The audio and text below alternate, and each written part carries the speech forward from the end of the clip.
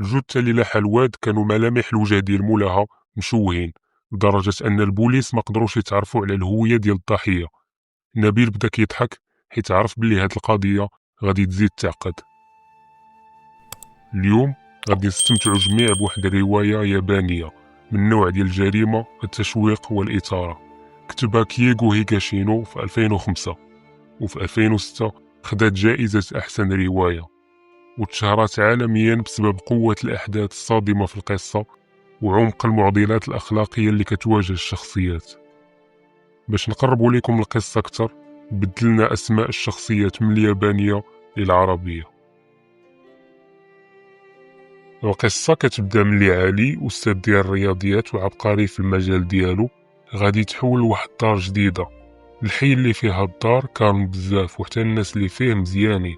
كل نهار علي كان كيفيق مع 6 ديال الصباح، كيسقي النباتات اللي عنده، كيفطر ومن موراها كيمشي للثانوية اللي كيقري فيها.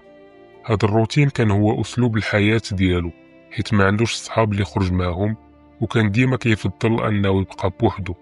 وكاع الناس اللي خدامين معاه كانوا كيشوفوه ظريف وداخل سوق راسو، ولكن غريب وغامض في نفس الوقت. علي كان ذكي بزاف، داكشي علاش ملي كان كيقرا جاتو منحة باش يكمل قرايتو في الميريكان، ولكن الظروف العائلية الصعيبة ديالو فرضت عليه أنه ميمشيش ويكمل غير في اليابان باش يولي أستاذ في الثانوية. الدار اللي مقابلة معاه كانت ساكنة فيها واحد المرأة سميتها ليلى مع بنتها سارة. من بعد علي غادي يعرف باللي ليلى تلقات من راجلها مصطفى اللي كان كيجي يشوف بنته كل ويكاند، وباللي سبب الطلاق كان أنه كيشرب بزاف وكيجي ديما للدار سكران ويضرب مرتو ليلى. علي كان كيعامل سارة اللي عندها 10 سنين بحال بنته، كيلعب معها قدام الدار ومرة كيشري لها شي كادو. ليلى وسارة كانوا كيعتبروه من العائلة وكان عزيز عليهم بزاف، داكشي علاش كانوا كيتيقوا فيه اكثر من اي واحد. واحد النهار وملي علي كان راجع من الخدمة غادي يلقى ليلى جالسة قدام الدار وكتبكي. حاول يعرف مالها، ومن بعد ما مسحات دموعها بدات كتعاود ليه. مصطفى اللي متلقى منه جا اليوم للدار وهددها الا ما عطاتوش الفلوس باش يقمر كيف ديما غادي يضربها. وملي ما بغاتش تعطيه كيف العاده تعصب وهرس عليها الباب ديال الدار ودخل خد الفلوس بالزز. علي تعصب بزاف وقال لها بلي خاصهم يمشيو دابا عند البوليس باش تاخد الحق ديالها. ليلى رفضات حيت ما بغاتش بنتها سارة تعيش بلا باها. علي احترم الرأي ديالها وسولها واش كاين فاش نقدر نعاونك. طلبت منه باش يخلي عنده سارة هاد النهار بين ما تمشي هي للسبيطار وتعالج دوك الضربات اللي في وجهها، حيت ما بغاتش بنتها تشوفها في ديك الحالة. وفعلا سارة دوزات النهار مع علي كيلعبوا قدام الدار حتى رجعت امها وشرحت لها بلي غير طاحت وتقاست في وجهها، داكشي علاش مشات للسبيطار. ملي بغات ليلى تشكر علي حاول يقنعها بلي خاصها تلقى شي حل جذري لهاد المشكل، وحتى لإمتى غادي تبقى تخبي على بنتها. ليلى ما لقات باش تجاوبو وقالت ليه شكرا بزاف ومشات دخلت لدارها. علي ديك الليلة بقى كيفكر بزاف في كيفاش يقدر يحبس هادشي نهائيا. ناض من الفراش ديالو جبد ورقة والستيلو بدا كيخطط كيفاش نقدروا نتهناو من مصطفى. اول حاجه خصو يديرها هي يتعقب التحركات ديالو والبلايص اللي كيكون فيهم كل نهار، وداكشي اللي دار. الغد ليه ملي سالا الخدمه ديالو لبس كاسكيطه باش ما يبانش وجهو، وتبع مصطفى ملي كيخرج من دارو كيمشي للشركه اللي خدام فيها، وملي كيسالي كيمشي لواحد البار فين كيشرب كل نهار. وباش يرجع لدارو كان كيدوز من واحد الزنقه مظلمه. في ديك اللحظة علي رسم الخطة في دماغه، والغد ليه مشى شرا واحد الفردي وبقى كيتسنى في مصطفى باش يدوز من ديك الزنقة اللي ما غادي يشوفو فيها حتى شي واحد. بقى كيتسنى بزاف، واحد شوية غادي يحس بشي واحد جاي وجد الفردي باش يتيري فيه، ولكن ملي وصل عنده علي غادي تصدم باللي داك الراجل ماشي مصطفى وغير واحد سكيري اللي حتى هو كان دايز من ديك الزنقة. بقاو كيشوفوا بعضياتهم واحد المدة وحاول علي باش ما يديرش شي حركه اللي غادي تجيب عليه الشبهات. من مورا هذاك السكيري كمل طريقه بلا ما يقولوا لبعضياتهم شي كلمه. ملي حس علي بلي مصطفى تعطل بزاف مشى لداك البار اللي كيكون فيه، دخل ليه وبدا كيقلب وتخلع ملي ما لقاهش. بلا ما يفكر بزاف مشى كيجري للدار ديال ليلى، حيت حس باللي غادي يكون تما. ملي وصل لقى الباب ديال الدار محلول، وبدات ضربات القلب ديال علي كتزيد. دخل وهو خايف وهز الفردي في يدو. ملي كان داخل تصدم بكمية الدم اللي كانت في الأرض، وبدا كيفكر واش صافي مصطفى صفاه الليلة. شوية كيسمع شي واحد كيبكي. ملي قرب الكوزينة تصدم من داكشي اللي شاف. الجثة ديال مصطفى كاينة في الأرض ومخشي فيها واحد الموس، وليلى كتبكي في واحد القنت وكترعد. مشى لعندها وحاول يهضر معاها، ولكن هي والو ما كتجاوبش. بقوة الصدمة بقات غير كتشوف ديك الجثة اللي في الأرض وهي مخلوعة. بقى علي كيغوت عليها باش تجاوبو، حتى الاخر عاد شافت فيه. قال ليها كوني هانية، انا غادي نتكلف بكلشي، ولكن خاصك تطبقي داكشي اللي غادي نقولك بالحرف. غادي تمشي انتي وسارة عند صاحبتك اللي ساكنة حدانا، وتقولي ليها بلي الروبيني ديال الماء تفرقع وغرق ليا الدار كاملة، وبلي ما تقدريش تبقاي فيها هاد الليلة وخاصك تباتي عندها حتى للصباح، وبلي طلبتي مني انا باش نحاول معاه باش يتصايب. ليلى من بعد ما مسحات دموعها وبدات كترجع للوعي ديالها وافقات على داكشي اللي قال علي. هزات حوايجها وخدات معها سارة ومشات عند جارتهم اللي رحبات بها وخلاتها تبات عندها. الغد ليه ليلى رجعت لدارها مع الصباح بكري وتفاجأت من داكشي اللي لقات. الدار كلها مرتبة وما كاينه لا جثة لا دمايات، بحال الا كانت غير كتحلم البارح. كملات النهار ديالها بحال الا ما كاين والو، وسارة مشات للمدرسة. وفي العشية تلاقات ليلى بعلي اللي كان راجع من الثانوية، وسولاتو على شنو دار البارح. قال ليها صافي كوني هانية، كلشي تصاوب دابا، غير كملي حياتك عادي. حاولت تزيد تسولو على التفاصيل، ولكن عاود أكد ليها بلي كلشي هو هداك، وحتى واحد ما غادي يشك في شي حاجة. واخا ما اقتنعاتش تماما، ولكن الثقة ديالها في علي خلاتها تكون مطمئنة بلي تكلف بكلشي. مورا ما دازت سيمانة كلشي كان عادي، حتى لواحد النهار ملي غادي يصوني الجرس ديال ليلى. ملي حلات الباب ديال دارها لقات واحد السيد لابس مونطو كحل وداير نضاضر كحلين. معاك المحقق عمر، واش انتي هي ليلى الطليقة ديال مصطفى؟ ليلى بقات مبلوكية ومصدومة. انا هي ليلى، ولكن مصطفى شحال هادي ما شفتو، علاش كتسولني عليه؟ لا والو، غير الشركة فين خدام بلغوا على الاختفاء ديالو هادي سيمانة باش ما جاش الخدمة، وملي مشينا لدارو لقيناها خاوية، واقرب وحدين ليه هي انتي الطليقة ديالو وبنتو سارة. بصح، ولكن راه هادي مدة باش ما جاش، اخر مرة كانت الويكاند اللي قبل من هذا. جا شاف بنتو ومشى بحال ديما. ما لاحظتيش شي حاجة غريبة عليه؟ لا والو، بحال ديما جا شاف بنتو ومشى. واخا خليك غير في المدينة باش الا احتاجيناك نعيطولك. سدات ليلى الباب وخدات واحد النفس عميق، حيت كانت مخلوعة وهي كتجاوب على الأسئلة.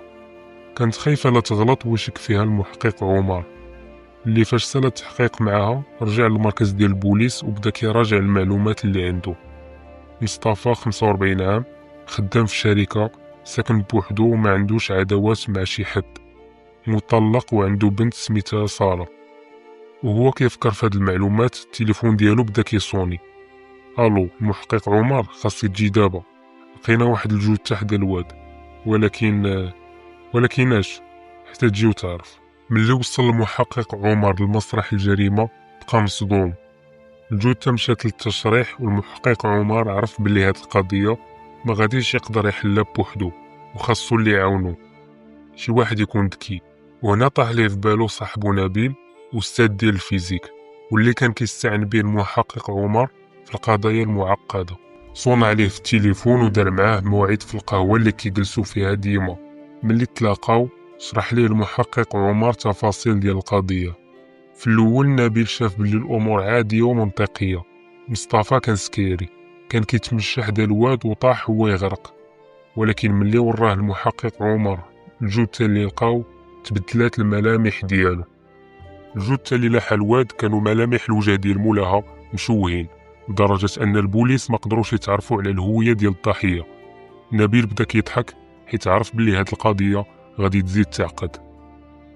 ولكن المونطو اللي كانت لابسها الضحية كان فيه واحد البسطام اللي فيه لاكارت ديال مصطفى. ولكن ميمكنش لينا نأكدو ولا نفيو الهوية ديالو، حيت ملامح الوجه ديال الجثة مشوهين. يمكن حيت الحجر اللي في الواد هو اللي جرح ليه الوجه ملي طاح فيه، ولا شي واحد شوه ليه وجهو قبل ما يلوحو. شي واحد بغيتي تقول زعما بلي هادي جريمة قتل؟ كلشي ممكن. خلينا نبداو بداكشي اللي كنعرفو. واش مشيتي حققتي مع الطريقة ديالو ليلى؟ مشيت عندها للدار البارح وسولتها على مصطفى، قالت لي بلي هادي مدة باش ما جاش لعندهم. ولكن شنو؟ بحال بانت ليا خايفة من شي حاجة، بحال والو تكون مخبية شي تفاصيل. نبيل والمحقق عمر مشاو عند ليلى باش يعاودو يسولوها.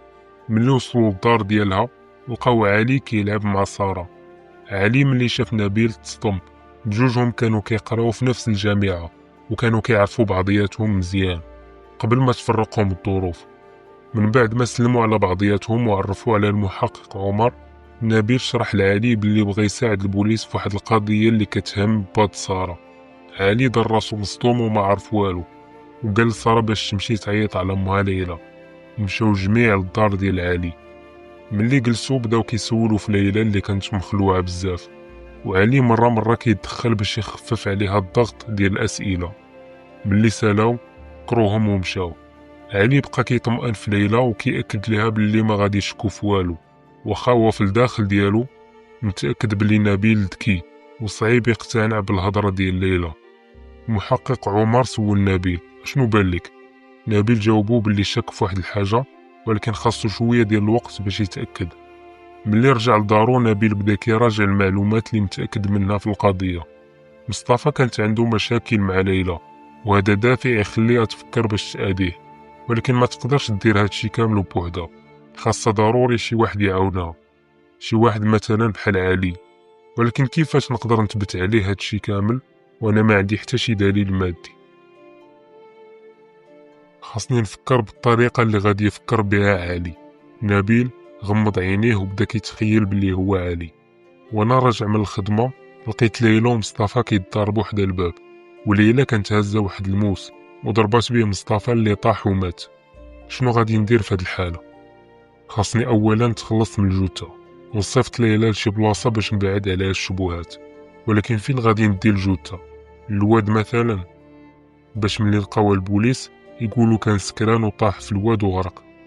ولكن التشريح غادي يعرف بلي الجثة ماتت بطعنة ديال الموس وماشي مخنوقة.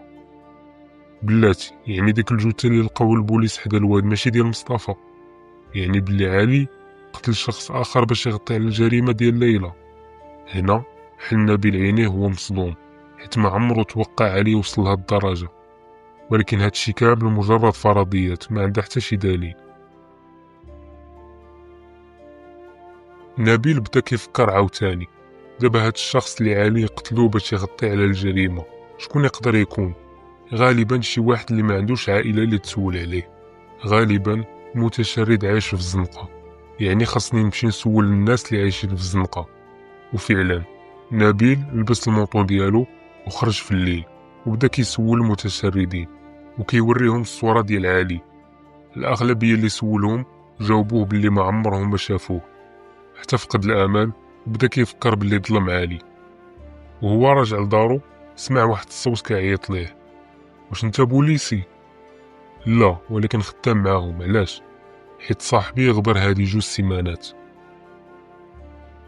نبيل ما تيقش داكشي اللي سمع، يعني داكشي اللي فكر فيه بصح. خرج الصورة ديال علي من جيبو ووراها لداك المتشرد. فايت ليا شايف هاد الراجل هو اللي عطا واحد المونطو لصاحبي اللي غبر. في ديك اللحظة الصورة كملات عند نبيل اللي رجع لدارو. من بعد ما خدا النمرة ديال داك المتشرد بدا كيكتب في داكشي اللي وصل ليه، حتى غلبو الناس وما عقلش على راسو تنعس فوق الوراق اللي كيكتب فيهم. نبيل غادي يفيق على صوت الجرس ديال الباب، ناط بالزربة وبحماس باش يحل الباب. اهلا المحقق عمر، اخيرا لقيت الحل ديال. نبيل ما كملش الهضره ديالو، حيت اللي دق عليه ما كانش المحقق عمر ولكن علي. واش ممكن ندخل؟ هكذا قال علي لنبيل اللي بقى مبلوكي. علي دفع الباب ودخل وجلس في الصالون وهو كيتسنى نبيل يتبعو. ملي تقابلوا بجوج بقاو ساكتين وكل واحد فيهم كيقرا الاخر. علي هو اللي بدا الحوار: كنت عارف بلي غادي تحل القضيه، ما كنتش ضارب الحساب ان البوليس غادي يطلبوا منك المساعده. علاش درتي هادشي علي؟ طول عمرك كنتي مسالم وما كتعادي حتى شي واحد. ما كانش عندي خيار اخر. ليلى هي اللي عند ساره، الا تشدات في الحبس شكون اللي غادي يربيها؟ ولكن هذا ماشي مبرر باش تقتل الانسان بريء غير باش تغطي على ليلى. هذاك المتشرد كان غادي يموت، يا اما بالجوع ولا بالبرد. اللهم يموت لشي سبب نبيل بحال هذا. شكون انت باش تحدد البنادم كيفاش يموت؟ واش عارف اش كتقول؟ دابا انت بوحدك اللي عارف الحقيقه. مصطفى اللي كان كيأذي ليلى راه مات، والقضيه تقدر تسد اذا اعتبرتو بلي الجثه اللي لاها الواد ديال مصطفى. وداك المتشرد اللي لبستي الموطو ديال مصطفى ولحتيه في الواد ومات، ومن بعد ما جبدتيه وخسرتي ليه الملامح ديال الوجه وعاودتي رديتيه للواد، هاد الوحشيه كامله ما غاديش تحاسب عليها؟ علي بقى ساكت كيفكر. واش كتفكر دابا انك تقتلني حتى انا؟ علي جبد من جيبو الفردي اللي كان شرا وقتل راسو. نبيل بقى مصدوم وحاول يعتق علي ولكن كان فات الفوت. من بعد 2 سيمانات نبيل كان غادي بسارة باش تشوف امها في الحبس اللي حكمت على المحكمة ب3 سنين من بعد ما خداو الظروف ديالها بعين الاعتبار. ونبيل تكلف بسارة حتى تسالي امها المدة ديال الحبس. ومن بعد 3 سنين ليلى خرجت من الحبس ورجعت ليها سارة وشكروا نبيل اللي تكلف بها هاد المدة كاملة. وكل سبت كيمشيو يزوروا القبر ديال علي اللي ضحى على قبلهم وما عمرهم ما غادي ينساوه.